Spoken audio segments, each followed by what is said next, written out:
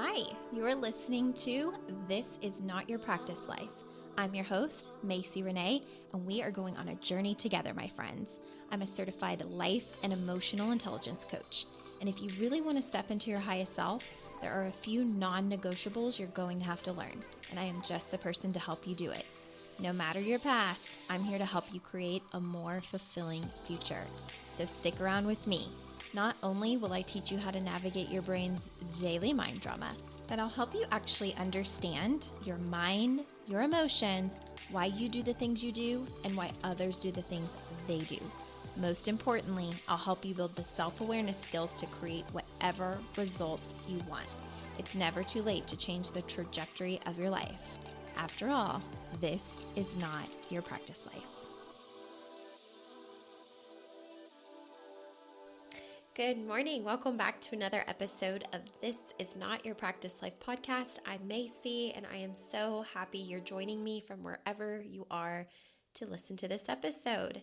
So for anybody new here, welcome to the podcast. I will tell you that I anticipate that this episode will be a little lengthy, which is not totally the norm, but we are going to be diving into a conversation around money, okay? And money from more of an entrepreneur's kind of thought process, which is very different from maybe other thought processes around money. So we're going to talk about something that may be a little bit triggering, and just know that if you do feel triggered, nothing has gone wrong. It's an opportunity for you to expand your brain and just see where you are and see what things feel good and resonate and which things don't, and you'll just leave behind. So if you're new here, I just wanted to pre-warn that normally the episodes are about anywhere from 30 to 45 minutes maybe.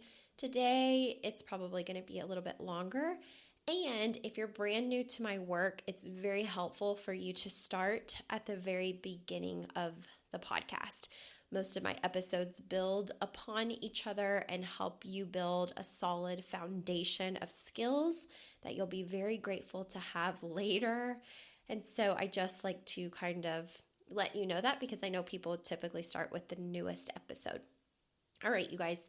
So for all of my returning listeners, as you could probably hear, we are diving into money. And money can be a very sticky, triggering, frustrating, just not fun topic to talk about, especially in our society, because our society makes it this very taboo thing, or bad if you have a lot of money. There's a lot of limiting beliefs around money that have been passed on from generation to generation. And I wanted to really dive into different things to think about. And I think the real reason is because if I had never been taught these different money beliefs compared to how I grew up, I don't know that I would be in the position that I am in now. And I am by no means rich, but I definitely have big goals for my life. And every single year, I'm closer and closer to getting those goals. And I have really been able to get to a place of peace around goal setting and money. And I think that is worth recording a second episode about money on, because I do have one that is older. I don't even remember what I said in it, but I do get messages that it was helpful. But I think that it's time to update it, because I know that version of me was very different than this version of me. So the first thing that I really want to say is that, as a refresher, you guys, our brain is basically the most influenced our first 7 years of life. So whatever you're exposed to your first 7 years of life, the things that you hear, the things you see, the environment that you're in, the habits that you're around, the thinking that you're around, the beliefs that you're around, all of those experiences are going to really shape what you end up doing and seeing and experiencing in your life moving forward without even realizing it. So your first 7 years, your brain operates through subconscious brainwave patterns, meaning that you're essentially a little sponge. You don't have the brain ability at that time to really question the things that you are witnessing or hearing or learning. It's just kind of taken as factual and true. So when I say that in terms of money, if experience your caregiver struggling with money, saying things like money doesn't grow on trees, what do you think that I'm, made of money? We can't afford that. We'll never have nice things like that. Must be nice. Like if they're watching, let's say, a show where someone portrays that they're very monetarily wealthy, right? And there's a lot of negative commentary around it of, well, they're probably not even happy, or, rich people are snobs. Like I'm just trying to think of things off the top of my head that I can remember hearing as a child. Those are going to be the subconscious programs that your system operates by. So even once you grow up past the age of 7, let's say you do have a desire to be more well off or make more money, what you will find is that your brain may battle you and self-sabotage any potential success because subconsciously it has been taught the opposite things about money. It's an evil thing, or it's not good, or it creates unhappiness. And while there are definitely beliefs around money where someone could say, well, that's true, and it could be factual for them, it doesn't mean that that is actually the truth collectively, right? It's unique to each person's experience and their brain and what their thoughts around money, like whatever they make their thoughts around money mean. So it's really important to make that distinction. When I think about my childhood and money, it was always a very stressful kind of conversation. And it was obviously like I wasn't constantly involved in money conversations, but of course my little, eyes and ears were like supersonic. And so I picked up on a lot of that as a kid. And also it's important to say that children that grow up in kind of traumatic environments or have experienced a lot of trauma from a very young age tend to be super hyper vigilant, meaning that like for us, we pay attention to every little thing because our body is constantly trying to fill into if we're actually safe or not. And so we tend to very much be able to read the room, read people, anticipate things before they happen, simply because it's a safety mechanism for our brain if we have experienced previous traumas in whatever other category, sexual, mental, emotional, physical, all of that kind of stuff. So we tend to be more hypervigilant. So as a child that had come from, different traumas and traumatic experiences, I was very hypervigilant constantly in my life, and I noticed a lot of stress around money. It was always, we don't have enough, or we can't afford that, or rich people aren't happy, or money doesn't grow on trees, and we have to get the discounted stuff. We have to save money. And I think, I'm 31, so I feel like a lot of people around my age and maybe even older can remember their parents saying, if you're not using electricity in that room, you need to turn the light off and close the door. You're letting all of my cold air out, and bills are expensive. And, it's stuff like that where we can obviously say like, true, I don't want you running up my bill, right? The bill's already expensive. True. So even if you agree with that, that's fine, right? But it's noticing what subconscious programs are running in your background, like in the background. Because when you try to go do something different with money than maybe you were used to, your brain is going to say, that's not safe.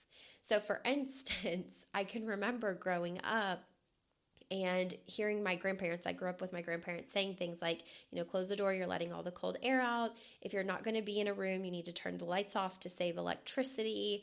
I can remember, hearing them say things like, it's too expensive to run the heat, just go put more layers on. And so our thermostat would often be at like 68 degrees, and I'd be just dreaming of the day where I could like turn the thermostat up as high as I wanted. I can remember that being almost an internal temper tantrum when I was really young, of being like, I can't wait to be an adult so I can turn up the thermostat as high as I want it and not have to put on more layers just because they're wanting to save money. Like, I had no idea about bills and how much they cost, but it was always, it felt like a big deal to even turn up the heat, and I had to really moan and groan for that to happen, or sweet talk my papaw who would make it happen. He'd be like, she's cold, dear, you got to turn it up. But I can remember little things like that. I've shared in other episodes, like my grandparents, like it wasn't abnormal for us to share bath water. And I didn't even know that that was weird until I got into high school and would hear kids talking about how they took a shower, and like just thinking like, oh, like a lot of people don't take baths and a lot of people don't share bath water. Like I didn't know that that was a weird thing until I was like 16 or 17 years old, because it was the norm in my grandparents' house just because it saved money.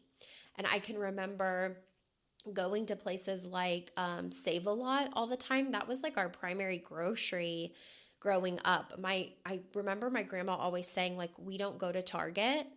Not that Target really had groceries back then, I don't think, but because I never went.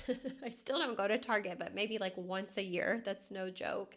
And I know that there's so many people obsessed with Target. I think the way that people are obsessed with Target is the way that I'm obsessed with like TJ Maxx and Home Goods. I die over those stores. I love them.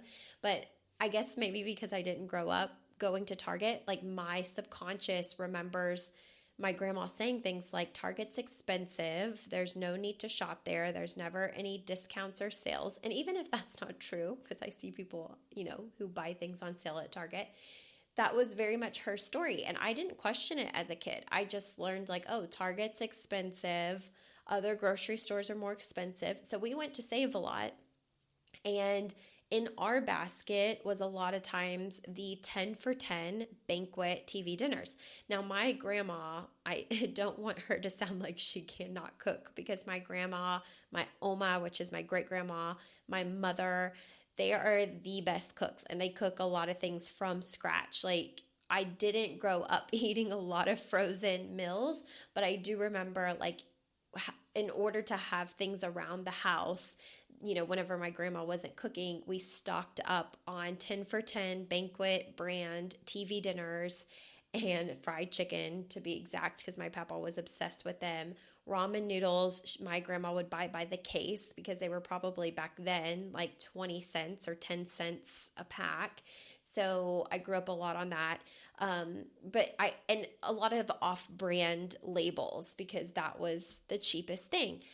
What we don't realize, though, in growing up, in that way with very frugal parents or caregivers or grandparents, is that it really does shape the way that our brain sees the world and sees money.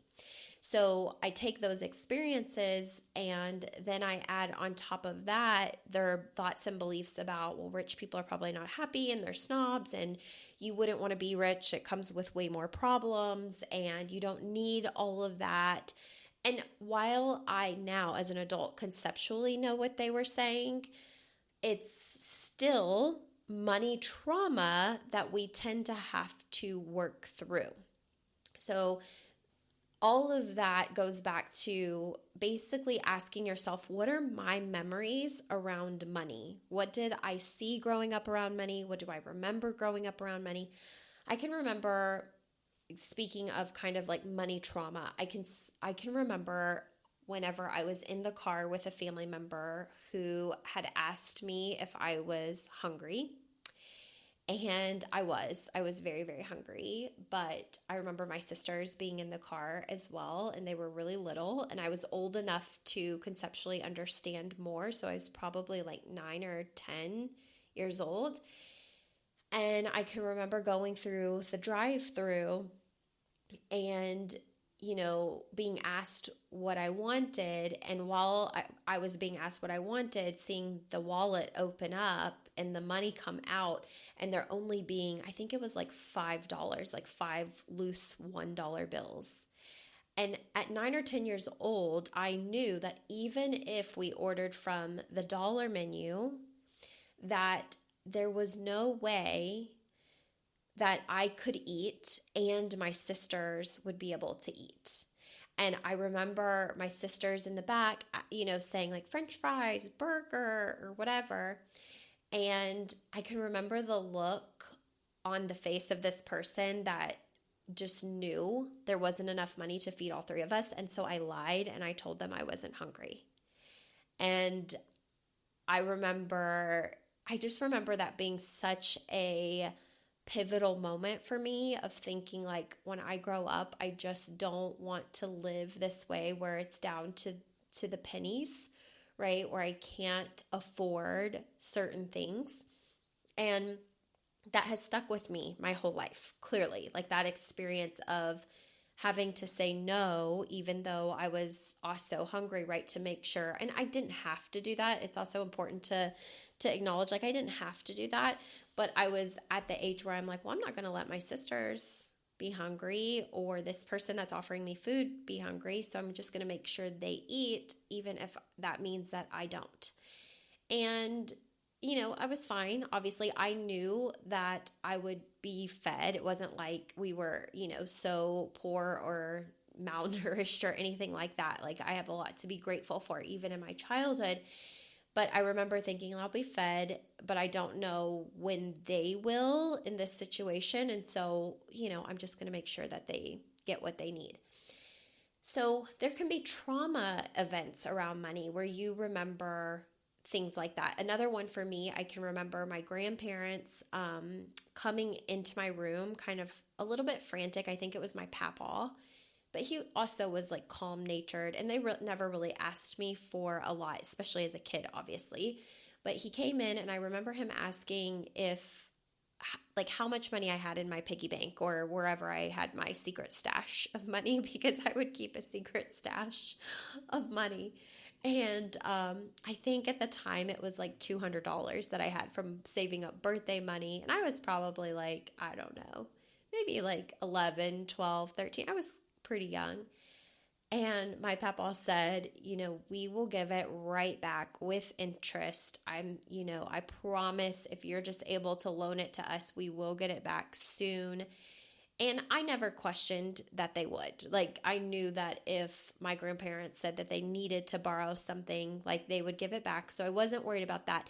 But I remember that it instilled in that moment fear in me of what if I didn't. And I think really now that I'm an adult, I think that they probably didn't want to ask anybody else for help, because I know as a child, they asked my Oma and Opa for help quite frequently, and I never really understood why. But now that I'm an adult, I know like my grandparents worked their entire life. My papa was a blue-collar worker. My grandma worked for the school system as a bus driver, special needs bus driver. And so, to get like each of them maybe made around $33,000 a year. And so I'm sure that things were a struggle, for sure. And I'm sure that they didn't want to ask for help because they were used to asking, and they just didn't want to do that again. And it probably felt easier to ask me. But because I was a kid, I remember thinking like, oh, are we going to be okay? Like, are they going to be okay? Like, they're the ones that work. Like, if they can't afford whatever it is that they're asking me for money for, like, are we going to be okay? And so I say all of this and share all of this because I want you to really think about any situations where you learned about money from, lived experiences or listening to your family situations, or whether they put you in situations. Because if you don't heal those money traumas or those money beliefs, they will follow you around subconsciously into all of your goals, all of your dreams, and all of the things that you may want for yourself in your soul, but don't feel like you're worthy of because you didn't experience it as a kid, okay? Which leads me into the next kind of topic. all of us have a subconscious, what we call money ceiling or money temperature, meaning that I like to use the term ceiling more because I'm definitely a visual person, but it's like once we reach that ceiling where we feel comfortable with a certain amount of money, our brain is really, really good at staying at that level forever. So I want to tell you how this might be showing up for you so you can see what your ceiling may be at. So let's just say you've worked at the same job for 10 years. You've made $45,000 a year for those 10 years. You know exactly what you're going to make on every single paycheck. It's not a surprise to you. And basically what this means is that that is your ceiling, right? Like even if you make more money elsewhere. Let's say you start selling t-shirts on the side for extra money, or you start a side gig. Maybe you join an MLM, or you start a part-time business doing something else, or you go play bingo on the side, whatever. My point is that with a money ceiling, whatever your system, your human body, brain system feels the most comfortable at, and if it's at 45K, even if you make, let's say, 5,000 more selling your t-shirts or being in an MLM or whatever it is, you will have this subconscious pattern of spending it, like literally getting rid of it, like not even being able to really put it away. Now, is this everybody in the world? Not necessarily, right? Can't speak for the whole wide world, but it's a pattern that I see a lot in other people, and I witnessed it a ton in me. It has been one of the biggest hurdles for me to jump over as an entrepreneur, because I got really used to making a certain amount of money as an OT. And even though my income was kind of unpredictable just because of the setup of what I did back then, I still hit around the same amount of money every single year. And anytime I would make more in my coaching business, because I started my coaching business part-time while I was still in OT, or whenever I even had a cake business years and years and years ago while I was in college, I didn't have the capacity to hold any extra money than I was used to. So for instance, if you're used to, let's just say, having $4,000 come in a month, and then you have a month where $7,000 comes in, you will likely spend the $3,000 on whatever it is, concert tickets, shoes, clothes. You'll give it to family. You'll buy other people things that they need. And then you'll look back at your bank account and be like, where did that money go? And it's because your brain is used to making $4,000. So anything extra that it hasn't been primed for, because we tend to have a money ceiling, it will get rid of. It will say, it's not comfortable for me to have this extra coming in. I don't want it. I feel uncomfortable with it. I don't know what to do with it. This is the subconscious, right? We're going to spend it. We're going to get rid of it as fast as possible because our identity is used to making $4,000 a month or $45,000 a year. Our system is not used to making more, nor does it know how to be whenever we have more. We haven't done the inner work of that. And so therefore it needs to go back out immediately. And so we'll treat ourselves, right? It's like, I'm going to treat myself and swipe the card and swipe the card and swipe the card. And we don't even realize that a lot of times we're doing that subconsciously because of our money ceiling, okay? So money is this very, can be this very complex kind of situation. Now, the biggest thing that I see that holds people back is their fears around money. Okay, so limiting beliefs around money. And the biggest thing that comes up for a lot of people is the fear of debt. Debt is like a dirty, bad word for a lot of people, and they don't want debt, and they, are shameful of the debt, and having it is this awful, heavy, terrible thing. And I just want to challenge you on who told you that. Why is it so bad? Right? I had to do this work within myself as well because I had a lot of shame around my debt, especially whenever I was introduced to coaching, and I really, really, really wanted to do coaching. But I had like all of the subconscious programming, all of the subconscious kind of trauma where it was like I should be paying on my student loans rather than spending $500 this month on coaching, or $4,000 on this program, or $3,000 on this thing, for coaching. It's like I shamed myself a lot. And I was constantly what I call shoulding on myself, which is like, I should be doing this with this money. I should be paying this with this money. I should be saving this money. And it was constantly this fear and lack kind of feeling around money. And what's very interesting to know is that money is just an energetic exchange. Okay. It's literally just a tool that we use and exchange for something else. So we see something valuable, the tool is money, and we exchange it to get the value that we want.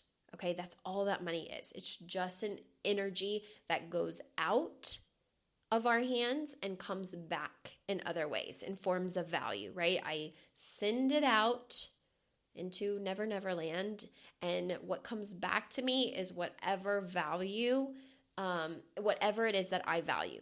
So a lot of times what's interesting too is we'll complain about, I want you to really think about this. We will complain about the things that we conveniently even get to pay for. Like there's no gratitude or appreciation. It's like moaning and groaning over paying the electricity bill, the gas bill, right? Or gas, electric, water, trash, Hulu, whatever, all of those things. Like we moan and groan about all of those things. But those are really amenities that are not needed, but provide a more comfortable life. Okay, so there's people out in the world, I think of this a lot, right? There's people out in the world sleeping on dirt with no shelter and no clean water and no real resources in other countries, and we're complaining about the money that we're putting out in the world that makes us more comfortable.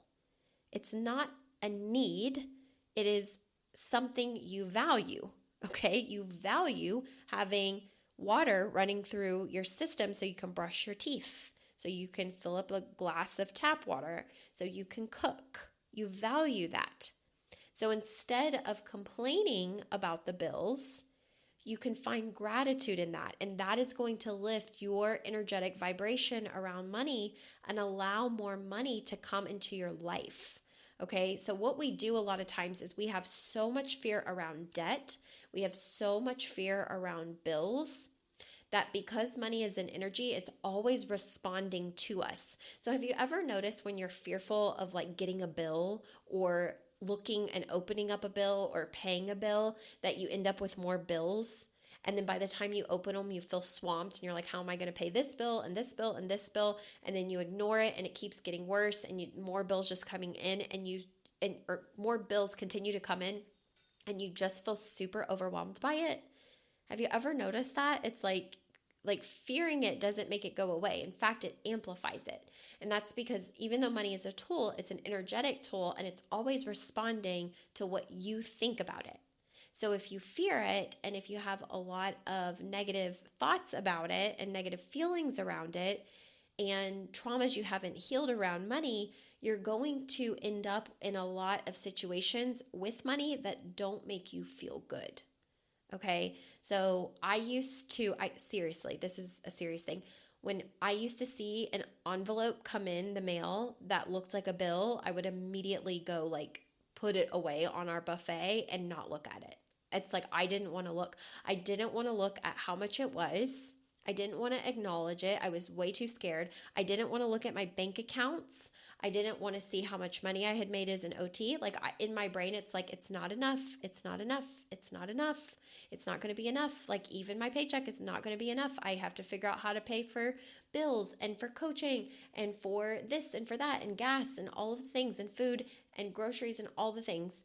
And I don't want to look at the bill. I don't want to look at it. And I had such a vibration of fear around money, and then the shame of like, I should be paying student loans, I should be doing this, I should be doing that, that it literally kept me in such a horrible low cycle where I kept attracting more and more debt and money issues. It's like then my tire would pop, and then I'd have that bill, and then our washing machine would break, and then we'd have that bill of getting it fixed. It's just like if you constantly feel bogged down by your lack of money, I want you to look at, do I feel fearful around it?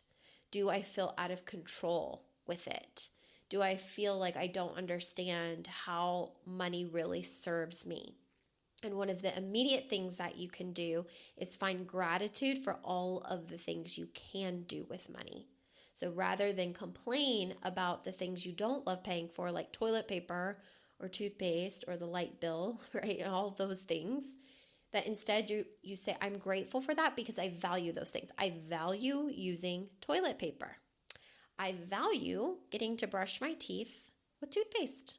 I value being able to turn on the sink and know that clean water is coming out whenever I want.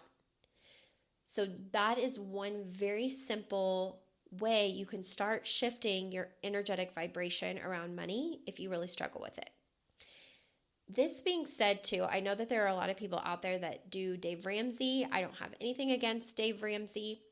I want to bring attention to different ways of thinking about saving and budgeting money, because there is a way to do that empowers you, and there's a way that does it where it disempowers you, right? And it has you in a lower kind of money vibration, if you will.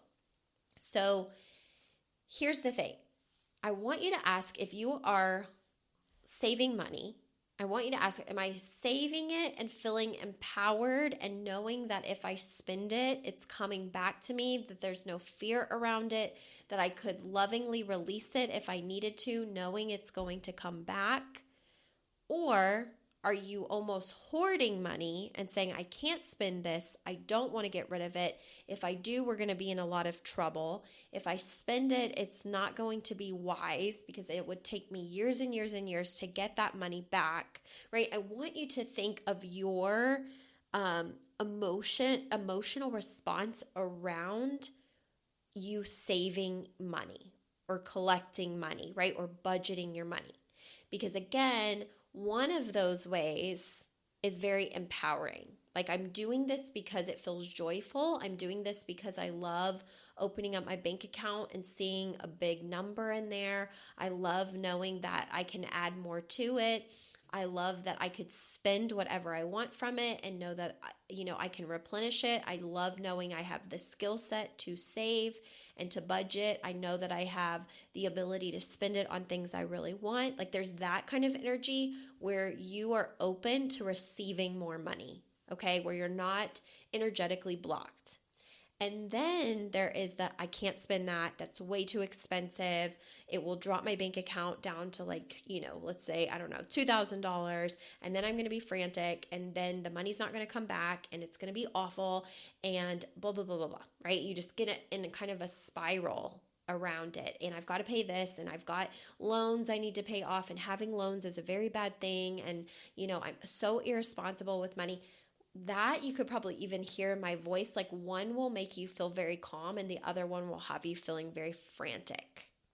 So even if both people are budgeting, the person budgeting from calm energy, knowing it's coming back, is going to have very different monetary experiences in spending and receiving than the person who is frantic about their budget. Where it's like, no, I can't spend that. I can't spend that because it might not be replenished, right? Or I can't spend that because it's bad. Like, just noticing where you are mentally, emotionally, physically in your body with doing something like budgeting, that can be a very good thing. Okay?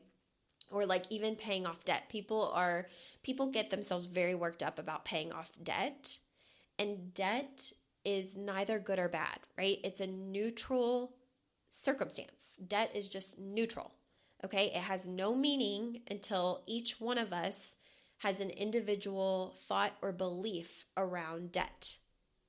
Again, there are a lot of like wealthy people thinking is debt is a great thing, right? It's not a problem. A lot of times, debt for wealthy people means I'm investing in something that is going to pay dividends. I'm investing all of my money back in the business, or I'm investing all of my money into, investment properties, or I'm investing into my growth, or I'm investing into this cause that really feels meaningful to me, right? There's such a different mindset around wealthy people and money and how they think about it versus people who are maybe living the 9 to 5, right, and really struggling with it. Those beliefs a lot of times tend to come from like stress and lack and not enoughness, and feeling unsupported and unsafe around money because there hasn't been healing done. And that's the path that I used to be on, very much so. Very triggered around money, triggered around spending money, triggered around having money, not being able to hold onto any money that I got that was above my money ceiling. Like, it was very, very challenging. And so my work the last few years as an entrepreneur has been even exercising beliefs that I am worthy of receiving money, right? That it's okay for people to pay my prices, that, I am responsible with money, that I have the capability of saving it, that it's okay to reinvest it into places that are important to me, that, money is not the key to happiness, but it is a tool to provide the things that we want or need. Like, I've had to do so much rewiring of my brain from my childhood self into my entrepreneurial adult self, because the little inner child in me very much struggled with having more, wanting more, doing more, right? And actually being able to hold it and keep it whenever I would get it. So that's been a several year practice for me, is learning how to be safe and stretch my money ceiling, which the most amount of work I have ever done on that is probably in the last year. So I will give you a story real quick. I am certified through the Life Coach School with Brooke Castillo, and every year she holds a mastermind for all of the certified coaches. So that's like thousands of people in this room. I think when I went last year in April of 2022, there were maybe like, if I remember right, 3,000 to 4,000 people there. So it was a big conference at the Marriott in downtown Austin, and it was just super, super fun. And, there are people from all walks of life, all cultures, all backgrounds, all career paths who have decided to bring coaching into their life as an entrepreneur. And everybody is on their own path. But what is very inspiring to watch when you're in that room is when they do the award ceremonies. So they have what's called the 100K award. And whenever you reach $100,000 in a year, you get honored with this beautiful, I think it's crystal plaque that shows that you made 100K, and it's a Tiffany award. So it comes in a Tiffany blue box. And I think that's where she actually has them made, is that through Tiffany's. And so it's this very special experience where you're honored for making 100K. And then the following day, they honor awards for the coaches that are making, I think it's like 7 figures. So where they've made their first $1 million as a coach, and then anybody that has made multiple millions. So the 8-figure coaches. And it's inspiring to watch it all. Like, for me in April, I had not hit that goal of making 100K in my business. And the story I want to share with you is we were watching all of these amazing people walk across stage and get their picture taken and have their beautiful Tiffany blue boxes with this gorgeous award. And my classmates and I were newly certified, right? So it's all inspiring and all of the things.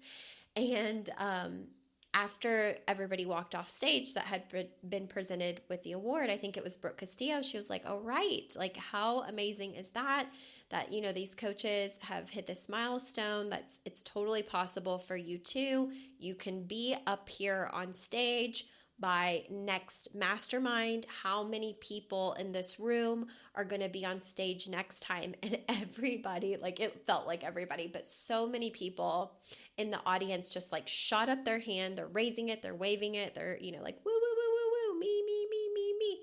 And I stood there, you guys, like wanting to halfway raise my hand, but not fully. And in that moment, again, it's really understanding like where we hold ourselves back and where we have this money ceiling or these limiting beliefs around money. I didn't want to fully believe that I could do it because it was like, what if I try and I fail? Well, then I'll have to feel emotions that are very uncomfortable.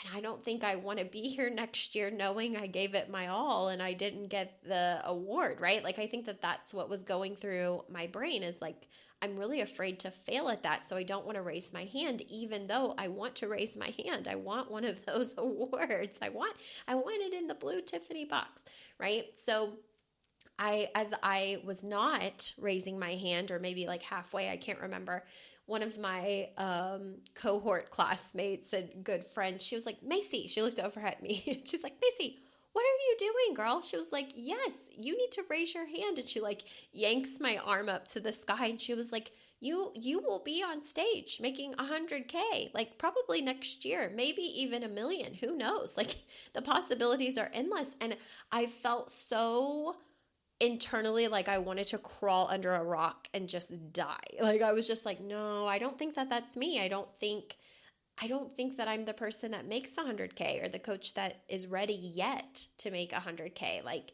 the most I've ever made is 30 something thousand. Like that's so far away. And what is so funny is that by the end of 2022, I made 101,417, I think. So, and it's funny too, they pushed the mastermind back. Like it's normally in April, or I think she started it in April when COVID happened. But apparently before COVID, it was in the fall. So I hit the goal technically. And if it was in April, I think maybe would have been honored for it, which is amazing. But since the masterminds moved to fall, I don't know if I will qualify for it. Like I wonder if my numbers will have to hit that this year, right? Or in a rolling 12 months in order to even have it happen. But it's not even about the award at the end of the day. It's about what I think of myself, right? And I'm proud of myself for all of the work that I've had to put in to even get to that place, because the way that I see this show up for clients, like I have a lot of clients that, maybe never want to be an entrepreneur. They have no interest. They love their job, and that's great. What they fail to sometimes realize is that they can be making more money. They can be making more money even in their current role. You can probably be making more money than you think, even in your current role. Even if you have evidence of the last 5 years never getting a raise or asking for a raise and being declined, it really matters about the healing that you've done around money or what your beliefs are around money. So I'm going to tell this one story really quick and then we'll kind of move on. But I will tell you, so I have one of my childhood best friends. I love her dearly. Our entire life growing up, so we've been best friends since 4th grade. So we were about 9 years old when we met. And she literally, when we were teenagers, probably had I'm not kidding, probably 10 different jobs. She would be a server at some places for a little bit, and then she'd try something else, and she'd just job hop. Now, another limiting belief that I had from my grandparents was that when you get a job, you stay at that job. You don't quit that job because it looks bad on you. It looks like you're quote unquote unreliable, and that people won't take you seriously if you go from job to job to job. So that mentality kept me in jobs that I honestly hated for a very long time, because I felt like I was doing something wrong if I didn't, if I wanted to change. Basically, if I wanted to move on to a different job, I felt like it was a bad thing. So my best friend, she didn't care. She just did not care. If a job did not fit the schedule she wanted to have, if the managers were nasty, if coworkers, absolutely drove her crazy, if she wasn't making the money that she wanted to make, like her boundaries, I can look back now and realize like I don't even know if she needs coaching because her subconscious is just so determined around this that it makes me laugh because I'm like, if I would have just been more self-aware, like basically I was around someone super like that was very hyper aware around her boundaries even as a teenager, but she would quit anything that didn't work for her. And like, no was never an answer. It was always like, if you tell me no, I will go to the person that tells me yes. Whereas I was very much a people pleaser. Like, if you tell me no, I will just accept your no and then feel awful about it and probably not ask anybody else just in case they tell me no as well. She was very much the opposite. So she bounced from job to job to job. Well, a couple years ago, it's funny, she was telling me that she was thinking about quitting her what most people would think was a really great job. It was making like, I think she was making like 50 grand a year. Now where I'm from, because I know people of all different socioeconomic backgrounds may be listening to this, but like growing up where I did, 50K in my world, right, where I grew up is very much a lot of money. If you're making 50K, people are like, wow, that's a lot of money, right? So she is telling me like, I think I'm going to quit my job. I want to be making more money. I'm going to ask my employer for $1 raise per hour. And I was like, oh, really? And I, went and I told my grandparents, and my grandparents, were laughing, but they're like, that girl, she has had a million jobs and she can just quit a job and end up with a job in the same day. And that is the total truth. If she quit a job she hated, she would be employed again by the next day. That is no joke. And it was literally her energy of like, it doesn't even matter. This is not a big deal to me. I'm not going to stress about not being able to find a job. I'm going to go to a job I'm happy with and they'll hire me. And they always did because her mindset, I didn't realize it as, a young teenager, but I'm like, her mindset was always there. It was always like, this is not a problem. So fast forward as adults, she's telling me about her $50,000 job, $50,000 a year job. And I'm like, oh, that's amazing. And she's like, yeah, but I'm not making like the money that I want to be making. So I'm going to go ask for $1 per hour raise with my boss. So she goes and does that. And her boss is like, absolutely not. You're not getting $1 a raise per hour. No, it's absolutely ridiculous. I think that it would have amounted to around a $5,000 a year increase. So instead of being at $50,000, she would have been basically at like $55,000 based on her schedule. And so she said she got so mad basically when he declined her of $5,000 extra dollars that she literally quit on the spot. He was like, nope, you're not getting $1 raise. And just like when we were teenagers, she was like, okay, I'm done. And basically he was like, what? And she was like, I'm done. I'm not going to work here anymore. That's so ridiculous. It's literally $5,000 or lose me. And she was like, and I guess you just chose. So right after she does that, she says she goes out to her car. She has a good 1 hour cry because she definitely thought she was going to get it. And then she gets on the phone with the person who originally helped her find that job. And she said the first thing that this person says whenever they pick up the phone and hear her at the other end is, oh, please tell me you're looking for a job. That's how the person responded when they picked up the phone. And she said, it's funny you say that because I actually am. And she tells them the story, right? She's like, I just asked for $1 per hour raise. It's $5,000 extra dollars a year and they wouldn't give it to me. So I'm open to whatever job you have. Hilariously enough, this guy that had gotten her that job to begin with says to her, well, it's funny because that company was just bought over by such and such. And we're basically taking it over. He said, so I can put you in the exact same job that you were doing under the new company name that's taking it over. And he goes, what do you want to be paid? And she said, I want to be paid $55,000. That's what I asked them for, and they refused to give it to me. And he goes, I'm going to pretend that you never said that. And he goes, because in this position, I think that I can get you $80,000 a year. And she was like, what? And he goes, yeah. And he goes, maybe, he was like, we might have to start you at like 70, 75,000. And he goes, I can ask for 80 and see what happens. And she was like, okay. And he goes, but just know it might also be in the 70s. She was like, okay. I mean, you know where I was at. So he comes back and they give it to her. They give her, I think it was $70,000 or $75,000 a year. And she's telling me the story and I'm like, I swear, like you were like a magician. But now that I'm a coach, and I've been doing the mindset work for a while, I'm like, it's because she's always made herself available for more. There's no fear that she has around it. And so many people are the opposite. They're like, I can't quit this job. I'll lose my benefits. I'll lose the days that they give me off. I'll lose flexibility with my kids. I'll never be able to find something like this, even though I hate this. And they don't realize that mindset has them very, very stuck. Okay. So anyways, I'm going to wrap all of this up because I know we're getting up there in time. Here's what I want you to know about money as you work through whatever it is that you need to work through. Money will not fix your trauma. So there is a misconception that I will feel better and everything in my life will just immediately be better when I make the money. No, it won't.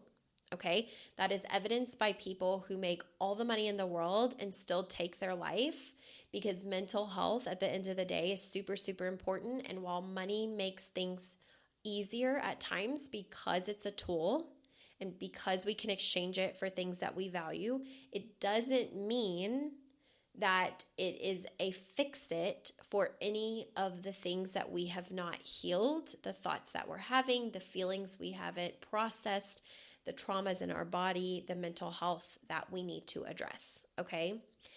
Money doesn't fix your emotions. So I don't care if you're making $20,000, $200,000, $2 million, or $20 million, you are a human. You're going to have emotions no matter what, money or not. Okay, so you can't escape how you're going to feel and the bad days you're going to have, even if you have all the money in the world. Okay, again, evidenced by people who make all the money in the world and they're still unhappy. So if you're thinking that making more money is going to make you happy, and I used to believe this too, I promise you it won't. You're still going to be a human being with a human brain and human emotions. So I make way more money now than I've ever made in my life, and I still get depressed. I still feel anxiety. I still need coaching, and I still have things to work through. Does it make my day-to-day life a little less stressful? Absolutely, but it is not a quick fix or a fix for the inner work you still need to do. Okay. And lastly, if you have not healed the things you need to heal without money, don't believe that it's going to be better with money. Okay.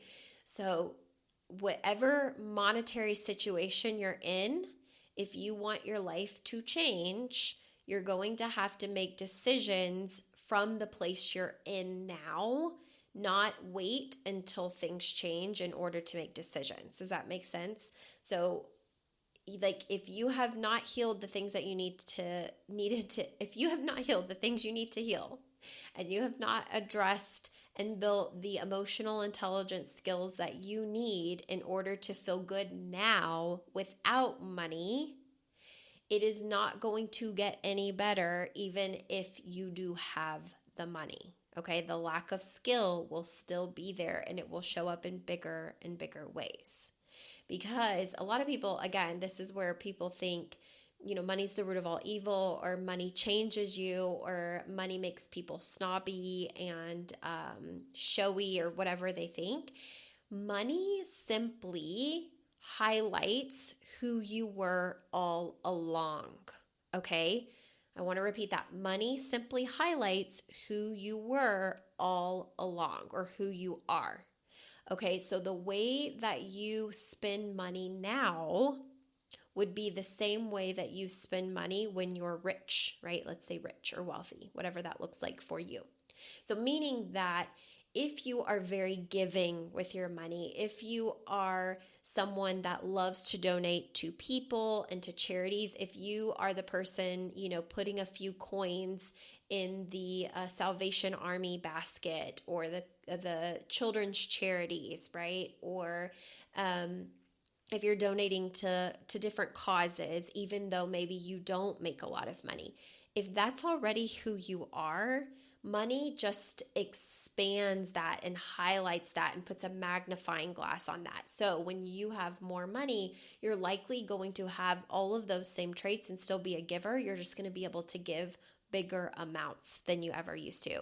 Whereas if now you're able to give $1, you might give $100, right? You might give $1,000 without blinking.